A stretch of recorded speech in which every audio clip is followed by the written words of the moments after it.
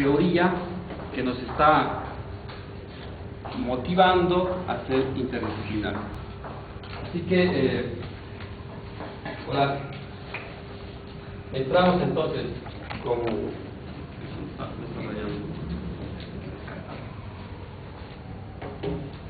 esta temática, ¿ya?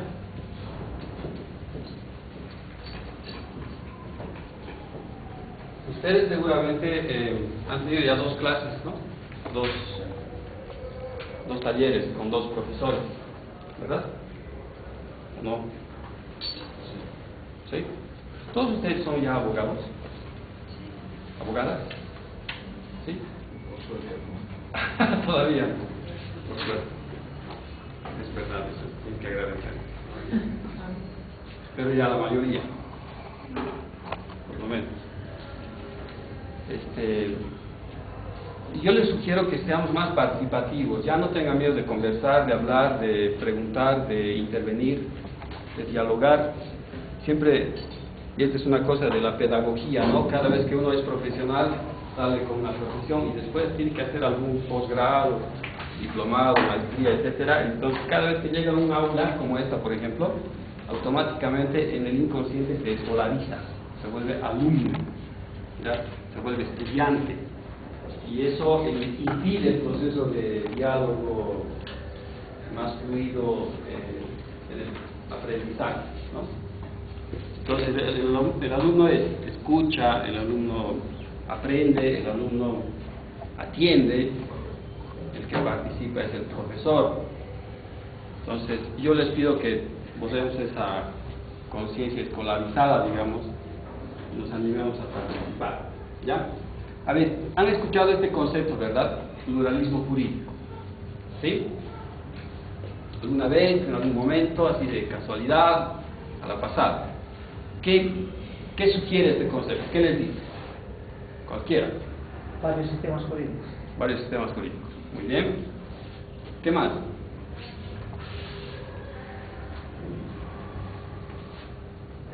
Bueno, adelante. ¿Qué más le sugiere esta palabra, pluralismo jurídico? Reconocimiento pleno a la existencia legal y fáctica de sistemas legales jerárquicamente reconocidos como iguales. Muy bien. ¿Y por qué has dicho pleno? Porque no solo debe ser fáctico, sino que el Estado debe garantizar las condiciones para efectivizar ese pluralismo, no solo en la ley, sino en condiciones materiales que permitan la efectivización material, legal, etcétera, de ese pluralismo. Okay. Gracias, muy bien. Visiones de vida diversas. Visiones de vida diversas. Perdón, y cuando dices de vida, ¿qué estás queriendo decir? Decir todo lo que uno encierra, en lo que cree, en lo que hace, en lo que percibe. Exacto, muy bien, gracias. Sí, perdón, la pregunta es, ¿qué entiendes? Sí. Bueno, en realidad puedo indicar de que por pluralismo jurídico entiendo por lo menos la coexistencia de diversos sistemas jurídicos en un mismo Estado. En el caso del Estado Plurinacional de Bolivia, tenemos la justicia indígena originaria campesina y tenemos la justicia ordinaria, pero a la vez, a la par de que existen estos dos sistemas jurídicos, son jerárquicamente iguales y no es uno más que el otro, sino son iguales. También la existencia de otros sistemas jurídicos, como es el sistema jurídico de protección de derechos humanos internacional, que también forma parte del bloque de constitucionalidad en Bolivia por la Constitución del Estado. Entonces serían esos tipos de existencia, digamos, de órdenes jurídicos que hacen lo que sea el pluralismo jurídico. Muy bien, gracias. Un pantallazo, digamos, de cómo es que este concepto. Hola.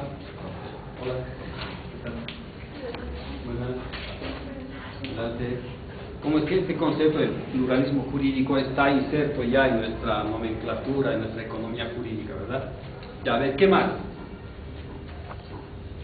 ¿Qué más les dice este concepto?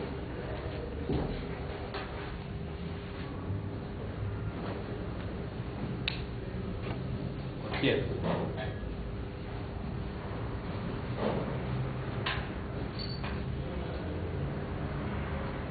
Siempre ha sido así en nuestro país, en nuestra sociedad.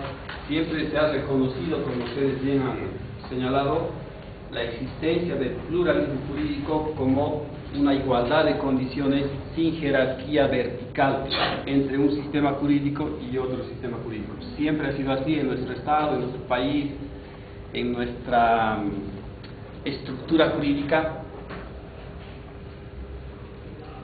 Siempre han coexistido, pero nunca han tenido, hasta esta Constitución, el reconocimiento formal y que el Estado mismo lo reconozca como sistemas jurídicos válidos.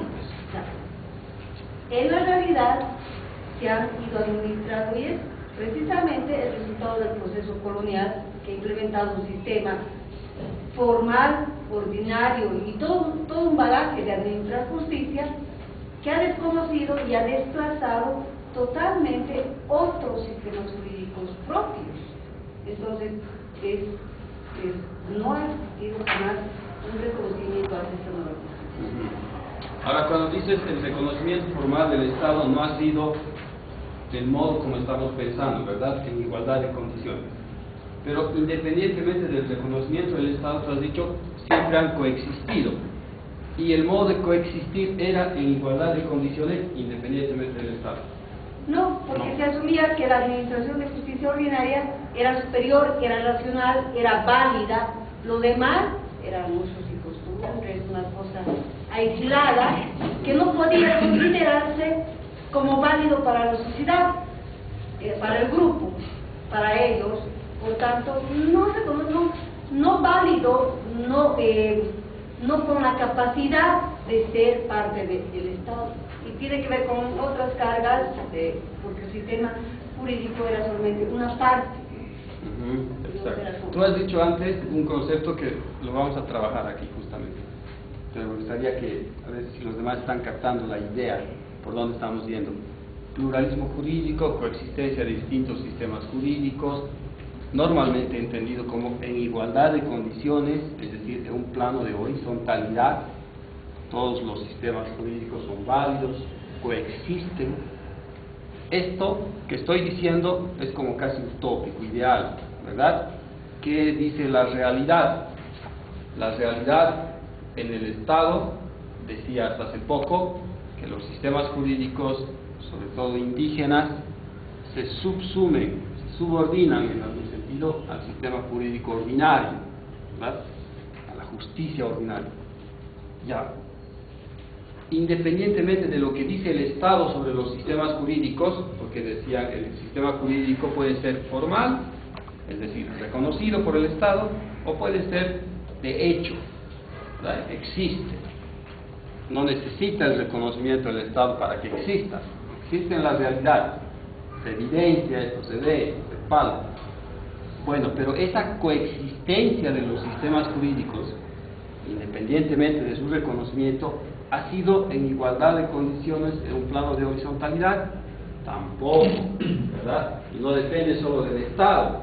No es que el Estado ha dicho, no van a reconocer en igualdad de condiciones estos sistemas, por favor. No ha dicho eso. ¿A qué se deberá que los sistemas jurídicos nunca han sido, estamos hablando de los sistemas jurídicos indígenas, nunca han sido reconocidos en igualdad de condiciones en relación al sistema jurídico ordinario del Estado? Formal, ¿a qué se debe todo esto? ¿Desde dónde viene esto? Profesor, pienso que primero es la constitucionalización de los derechos de las naciones y pueblos indígenas, el reconocimiento primero de ellos, ¿no? De las 36 nacionalidades, si no me equivoco, en la Constitución Política del Estado, 1. 2, que a partir de eso se viene desarrollando el mérito de estos derechos que han sido declarados y también la existencia del sistema jurídico indígena ordinario campesino, la igualdad, sin que exista, o sea, una horizontalidad, no verticalidad de un sistema sobre otro. Pero a la vez, al reconocer sus derechos, se están dictando también normas y leyes que posibilitan la aplicación de esos derechos de la justicia ordinaria. Y también la disposición de recursos financieros y humanos para reconocer a sus autoridades ciertas competencias, atribuciones para que puedan actuar en el marco de su competencias en la administración de justicia indígena. Me parece genial lo que has dicho. Has introducido otro elemento en la discusión que lo vamos a trabajar y qué bien que lo has hecho.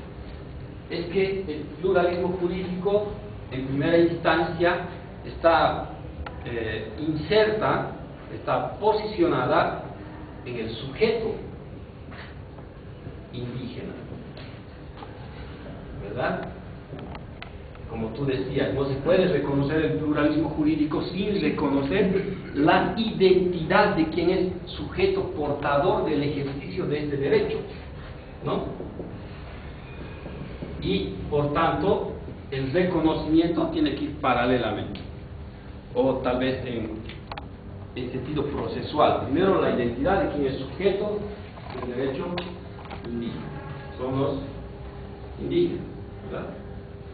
Pero, entonces, retrocedamos otra vez a la pregunta que yo planteaba aquí, hace un momento. ¿A qué se debe que no hubo reconocimiento?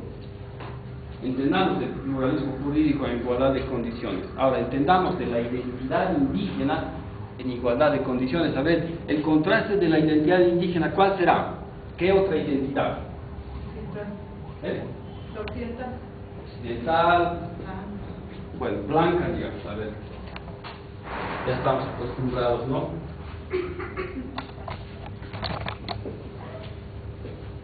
Otra,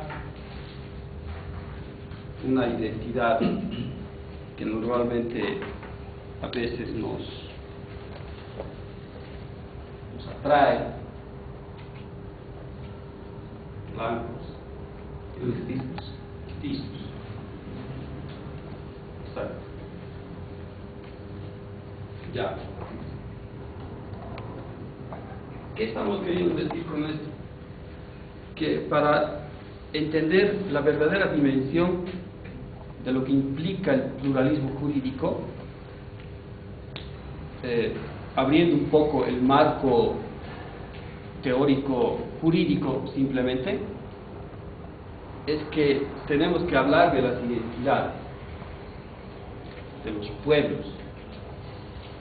Y al hablar de las identidades entramos a un campo pantanoso, movedizo, terriblemente complejo, ¿verdad? Porque ¿qué es ser indígena en este país? ¿Qué es ser mestizo? ¿Qué implica ser blanco? ¿Qué contorno simbólico hay detrás de la identidad de ser blanco, ser indígena, ser mestizo? Bueno, estamos en un plano, ya les decía al principio, es un plano de discusión que nos tiene que ayudar, que nos tenemos que ayudar con otras ciencias, la antropología, la sociología, incluso la lingüística, la semiótica, porque es el estudio de los símbolos y los signos, ¿verdad?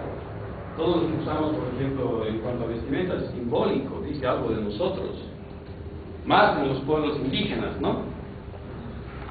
Entonces, estamos empezando a problematizar nuestro tema, ¿verdad? Hasta aquí, ¿algo que quieran decir? Yo le echaré un poco de leña Más leña, dale. Así Yo creo que tenemos que mirar. Cuando los españoles llegan con una idea clara, ellos son personas porque tienen algo. Yo creo que hasta ahí bien, ¿no? Porque cuando llegan aquí y reconocen a gente distintas, que no se visten como ellos, no hablan como ellos, no producen como ellos, identifican inmediatamente como que son como animalitos, no tienen alma. Encima no creen en un Dios y no creen en el Dios que ellos creían conocer. No les reconoce la categoría de persona hasta que se conviertan en católicos. Prohíben el idioma. De hecho, se constituye un ciudadano de primera y un ciudadano de segunda. Y creo que aquí empieza esa diferencia. Cuando se constituye la ciencia, y entre ellas el derecho, y por eso yo decía, por suerte no soy abogado, creo que una de las cosas fundamentales que ha sucedido en la etapa colonial y republicano después, es que algunas disciplinas se han constituido como en los naturales del ejercicio de poder. Y una de ellas, desafortunadamente, ha sido quienes han optado por la formación de derecho. Porque así era la tendencia. Yo creo que hasta hoy se ha mantenido esa percepción que algunos creemos, ¿no? Inclusive hoy puede decir ya en el sistema de la ley de jurisdiccional, el espíritu de la Constitución Política de Estado estuvo orientada a generar espacios donde se genere la aplicación de sistemas jurídicos y de las soluciones. Pero inmediatamente aparece otra ley que dice que no. Sí, yo pienso más por ahí que va. Exacto. Bueno, entonces, más o menos desarrollado el tema que la compañera había introducido hace rato. Es decir, detrás de esta problemática, si nosotros queremos rastrear entonces el origen del problema, porque la verdad es que nos podemos entrar al pantano de la discusión sobre las identidades, y si entramos a ese pantano y no buscamos el origen que ha dado lugar a esta discusión, a esta problemática, a esta situación, vamos a ir dando vueltas, ciertamente, vamos a dar muchas vueltas. Nos puede ayudar a buscar y rastrear el origen de la problemática, ¿sí? Y para eso necesitamos marcos teóricos. O sea, no podemos lanzarnos a la piscina, entrar al lodo sin algo de herramientas, ¿verdad? Y yo les propongo un marco teórico ahora. El marco teórico que se conoce como modernidad,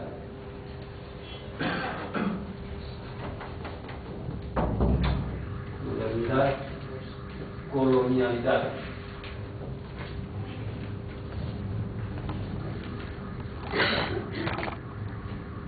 Nos dice que no podemos dialogar, discutir, comprender, reflexionar, ejercer verdadero pluralismo jurídico si no comprendemos el prejuicio genérico, histórico, político, ético, científico que hay detrás de toda conceptualización sobre los pueblos indígenas. Y eso proviene ya desde la colonia, es decir, estamos marcados por un prejuicio colonial cada vez que hacemos ciencia. Eso en relación a los pueblos indígenas, ¿verdad? Cada vez que pensamos sobre pueblos indígenas, opinamos sobre los pueblos indígenas, queremos mirar su realidad, lo hacemos siempre a través de un lente, a través de unos anteojos. Y esos anteojos son nuestro prejuicio colonial. ¿Cómo podemos desmontar nuestro prejuicio colonial? Adelante. Y entonces necesitamos herramientas, y a eso nos ayuda este marco teórico, que es un grupo de pensadores latinoamericanos, la mayoría, que han empezado a indagar sobre en qué sentido ahora podemos volver a mirar por un lado el fenómeno colonial y por otro lado todos sus impactos y consecuencias hasta hoy, ¿no? Y ese es el tema que a mí me han invitado a compartir con ustedes, es decir, mirar al pluralismo jurídico en el entorno, en el contexto colonial.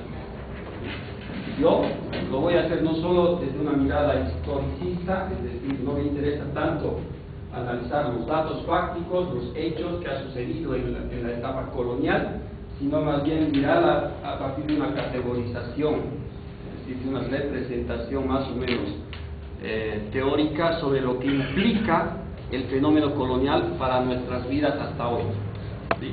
Lo que ha implicado en su momento y lo que todavía sigue implicando. Cómo es que la colonización sigue subsistiendo, sigue perviviendo, ¿ya? Ahora, quisiera despejar algunas dudas. Es verdad que sobre la colonización se ha hablado bastante, ¿sí? Y nosotros seguro hemos escuchado mucho sobre este tema. Lamentablemente, cada vez que un concepto se repite mucho, se vacía de contenido y pierde el significado principal y primero que tiene. ¿verdad? Se fetichiza ese concepto. Entonces yo creo que en nuestra sociedad, en el lenguaje común, en el lenguaje político sobre todo, el concepto de la descolonización, las ideas sobre la colonización están vaciadas de contenido. Y es nuestra obligación como profesionales rellenar eso con contenido, ¿no?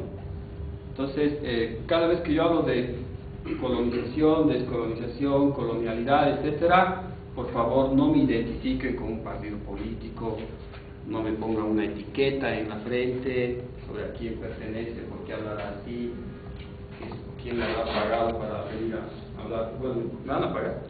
No sé si me van a pagar, ¿no es cierto? Pero no tiene nada que ver con un partido político, con un personaje, etcétera, ¿ya? Lo que yo quiero compartir con ustedes son más o menos algunas indagaciones que vienen del campo de las ciencias, y sobre todo ahora que está el tema de la colonización, una nueva mirada al fenómeno colonial, está muy presente en todas las ciencias sociales, en muchas universidades, ¿no? Les van a escuchar posgrados sobre este tema, doctorados, maestrías, pensadores, en el campo de la filosofía, en el campo de la ciencia política, todo es descolonial ahora, la medicina descolonial, es decir, está entrando como una transversal, como criterio estructurador de un nuevo pensamiento a nivel de las ciencias. Entonces, por eso yo creo que es importante. Igual en el derecho, en la ciencia jurídica, entra como un criterio, en primer lugar, desestructurante del conocimiento jurídico, y en otro momento como estructurante de un nuevo conocimiento jurídico, ¿ya? Entonces, salvando estas posibilidades de prejuicios respecto de la discusión sobre este tema, me gustaría que ustedes me comenten algo sobre la colonización. ¿Qué entienden por colonización? ¿Qué idea tienen sobre esto? ¿Alguna reflexión sobre la colonización? Seguramente en la escuela ya, ¿verdad? Hemos escuchado algo. Pero seguramente no se acuerdan lo que han escuchado en la escuela sobre el tema.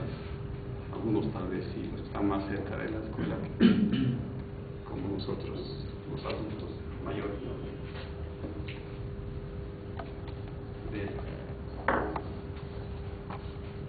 Yo recuerdo que me hablaban de los españoles. Tenía una profesora muy interesante y estaba muy convencida. Eran casi como héroes los españoles, ¿no? Porque nos contaban estas hazañas, bien vinculadas a la idea de hazaña, de conquista. Las hazañas extraordinarias de los conquistadores, ¿no? Muy interesante. No solo Cristóbal Colón, ¿no? Francisco Pizarro, Hernán Cortés, Almagro, etc. Todos los que venían después de haber llegado a esta parte de Centroamérica y bajado por el sur hasta la parte que conocemos como Argentina hoy, ¿verdad? Es decir, yo escuchaba los relatos desde una perspectiva heroica de las hazañas de gente emprendedora y por tanto conquistadora. Entonces, para mí, la conquista significaba un valor. Yo no tenía una postura crítica respecto de la conquista. La conquista en sí misma significaba un valor, porque entrañaba ideales, ¿no?, de heroísmo, capacidades, sentimientos de emprendimiento, etc. No tenía una idea crítica sobre eso. ¿Ustedes no han estudiado así?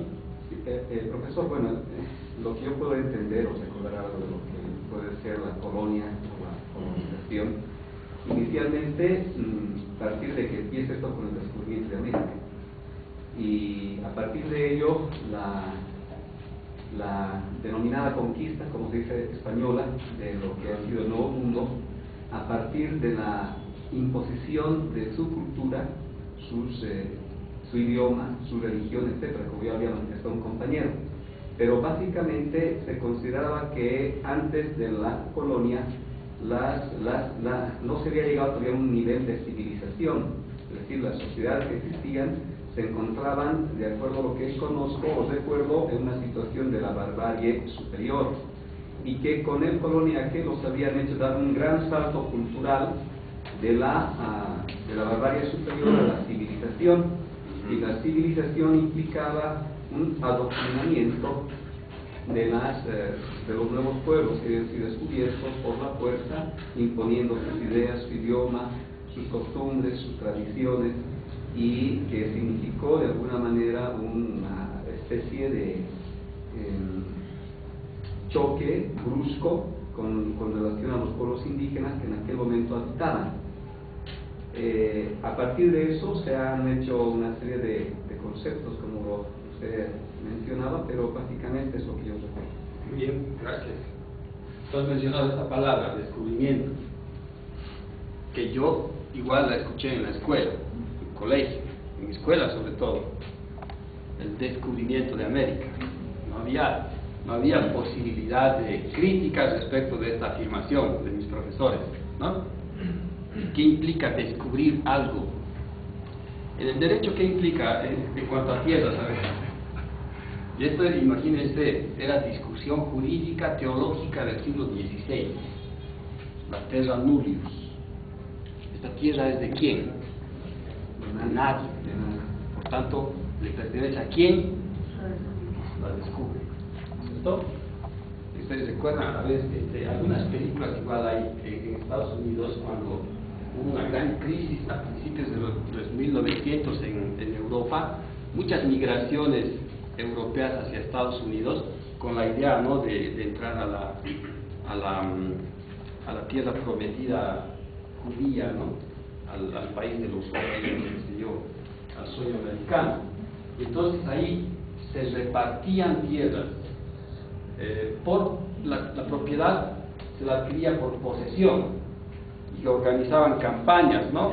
La gente se hacía una fila, ponían hitos con banderines de una determinada extensión de tierra, y se decía: el primero en llegar y levanta la banderita es el dueño de esa tierra, porque esa tierra no le pertenece a nadie, ¿no? Entonces, descubrir implica reconocer un vacío de conciencia propietaria respecto de lo que se está descubriendo, ¿no? Ese es un primer elemento. Yo he escuchado eso mucho, el descubrimiento de América. A mí me parecía interesante ese concepto. ¿Qué estoy intentando hacer?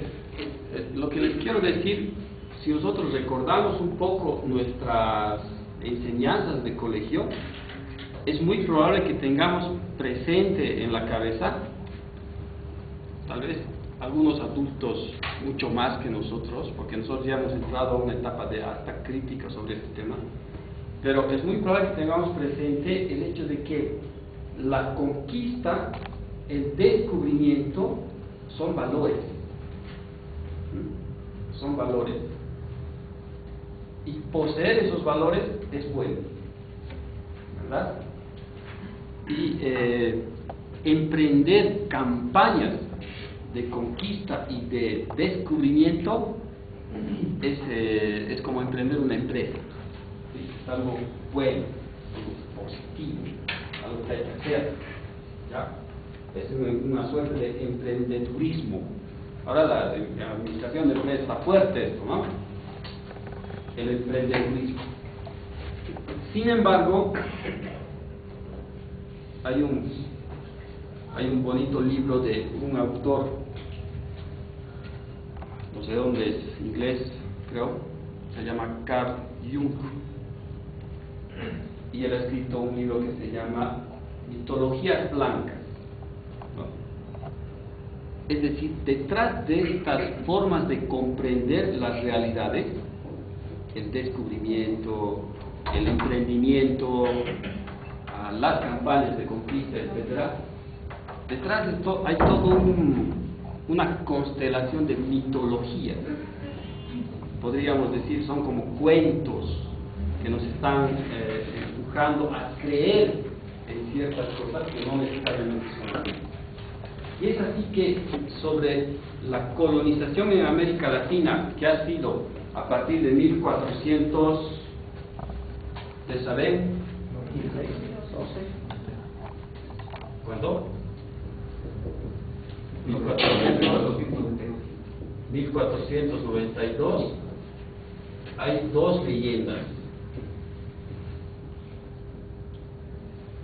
Generalmente se manejan estas dos leyendas. Leyendas entendidas como cuentos sobre la colonización que pueden tener algo de verdad, pueden tener algo de fantasioso, pero sin embargo reflejan una comprensión de esa realidad, ¿ya? Independientemente de que sea cierto o sea falso, estas leyendas reflejan las comprensiones que nosotros en la cabeza tenemos sobre estas realidades, es decir, sobre el fenómeno colonial, ¿ya? Bueno, por ejemplo, ahora, ¿ustedes creen en los extraterrestres? ¿Sí o no? ¿Qué dicen? Hay algunos que dicen sí, claro, porque además ha habido gente que se ha encontrado con ellos, qué sé yo, además la NASA y el FBI, la CIA, etcétera, ¿no? Leyendas. Pueden ser ciertas, pueden ser falsas, pero han creado en nuestra cabeza, en nuestra conciencia, una representación de la realidad. Nunca se han puesto a pensar qué es ser extraterrestre.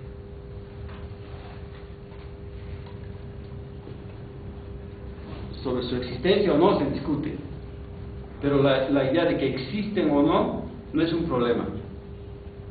El problema es por qué nos ponemos a pensar en seres extraterrestres. Porque ya, entonces hay preconocimiento respecto de las realidades, y es a partir de ese preconocimiento que hacemos juicios, valoramos esas realidades. Entonces, sobre la colonización, sobre el fenómeno colonial, hay básicamente dos leyendas, y las leyendas tienen hasta nombres, ¿no? Se llama una, la leyenda rosa. No es como ustedes veían la serie rosa, ¿no? Los de mi generación, bueno, yo era chango todavía, pero había un programa, una serie medio erótica, una novela era, bueno, se llamaba la serie rosa. A las 10 de la noche daba yo, estaba despierto. Pero bueno, hay una, la leyenda rosa, y la otra, la leyenda negra. ¿Qué nos dice la leyenda rosa sobre el fenómeno colonial? Esta leyenda surge especialmente sobre algunos cronistas, sobre la base de los escritos de algunos cronistas del siglo XVI, del siglo XVII, finales de 1500, que tenían toda una concepción respecto de las poblaciones nativas de estas tierras y encaraban todo un proyecto, un plan de relación con estas poblaciones nativas. Su carácter principal es misional, vamos a decir. ¿Ya? Aquí se junta mi teología. Misionero, misional. Miren ustedes, para decirles algo, Cristóbal Colón, ¿qué interés habría tenido en estas tierras? Muchos dicen, llegó por equivocación, porque creía que estaba llegando a las Indias, y eso en gran medida es cierto, y que quería instalar una nueva ruta de comercialización con estas tierras, las Indias, y bueno, llegó aquí, exacto, Bueno, después algunos dicen que el interés principal era la riqueza, sobre todo la riqueza mineral. Estamos hablando principalmente del oro y de la plata, y que eran como los motivos principales del ejercicio colonial, ¿no?, de la dominación colonial. Pero hay un elemento que muchos no mencionan, y creo, y en parte está ya sentada esta afirmación, que Cristóbal Colón creía que había llegado a estas tierras por designio de Dios. Y esto puede ser algo insignificante en el estudio, pero si toda su aventura de descubrimiento, entre comillas, estaba motivada solo por el oro, para él no tenía sentido. Lo más importante era su ejercicio misional, es decir, que su presencia en este continente respondía a la voluntad de Dios. Por tanto, tenía una misión aquí, en esta tierra. Su misión era, ya algún compañero lo ha dicho, su misión era civilizar. Aquí, las teorías de la modernidad, colonialidad, dicen que hay un quiebre entre la colonización en América Latina a partir del siglo XVI y la colonización europea en el continente africano y en el continente asiático después. ¿Cuál es el quiebre? Que la colonización en América Latina tenía un fuerte componente misional, distinto a lo que los ingleses, los franceses, los belgas, los holandeses hicieron en África, por ejemplo. Su componente era mucho más económico-político, de control territorial, etc. Pero el componente misional de la dominación colonial, del proceso de colonización en América Latina, es mucho más fuerte, ¿sí? Mucho más fuerte.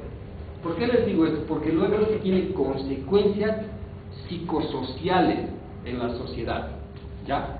Porque la dominación colonial ya no solo es física, material, fáctica, militar. La dominación es conciencial, y es ahí donde está el núcleo de la problemática, ¿sí?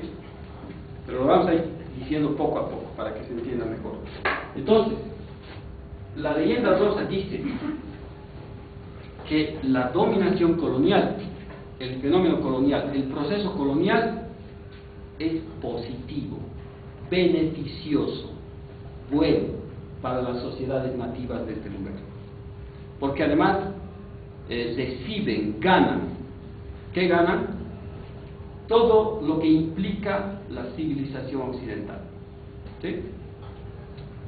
Este criterio, este elemento, esta leyenda está presente en muchas cabezas de nuestra sociedad, cabezas a veces que uno piensa que no, ¿verdad? Pero de científicos, de intelectuales también. Yo he escuchado decir, si no fuese por la colonización todavía seguiríamos viviendo sobre los árboles, ¿no?, como salvajes.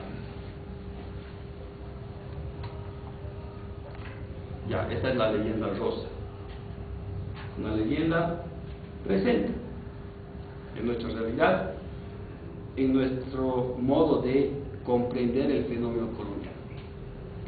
Pero es importante destacar esto, que es una leyenda, ¿sí? Puede tener contenidos de verdad, contenidos de falsos. Lo importante es que se ha insertado en una representación nuestra sobre el fenómeno colonial a partir de 1492, ¿sí? Aquí, a los Andes, la parte andina de nuestro continente, ¿en qué fecha, en qué año llegaron los españoles? 1492 llegaron a Centroamérica. 1530. 1532, ¿no? Ya, ¿qué nos dice la leyenda negra? A ver, si la leyenda rosa nos dice eso, ¿qué nos dirá la leyenda negra? Exacto, lo contrario. ¿Qué es lo contrario? Dale, compañera animal.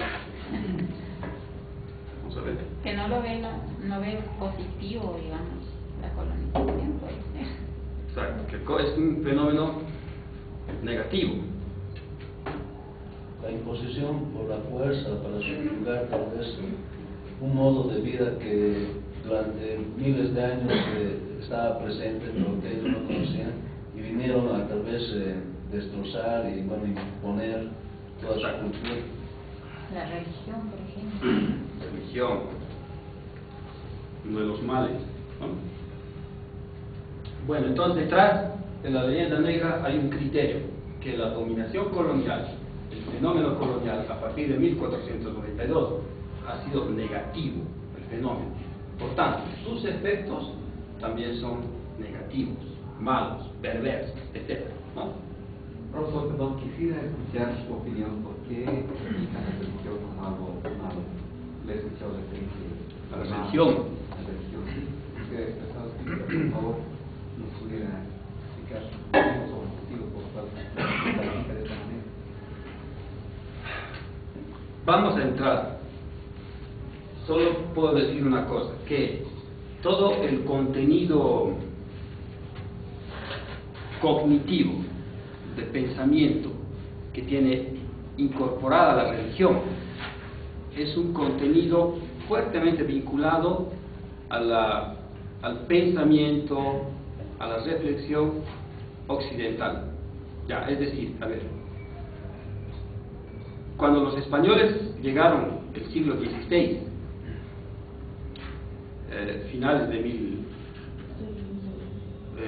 finales del siglo XV, venían con toda una carga cognitiva representativa de la realidad del mundo, del cosmos, ¿verdad? Por ejemplo, la separación entre paganos y cristianos, porque además ellos venían de una guerra que habían tenido en enero de 1492, ganaron el territorio de Granada a los musulmanes. Para los católicos cristianos españoles, los musulmanes eran paganos, ¿sí? Entonces, para ellos era significativo que después de haber ganado una guerra se les haya dado la posibilidad de encontrar otros territorios con gente en esos territorios, a los cuales les denominaban también paganos. Entonces, los criterios de identificación coloniales en gran medida son criterios religiosos, son criterios teológicos, como lo vamos a ver ahorita. Ahorita vamos a desarrollar esto y ahí me voy a explicar mejor sobre este tema, ¿ya? Solamente quiero decir, y vamos a entrar ahorita a eso, ¿verdad?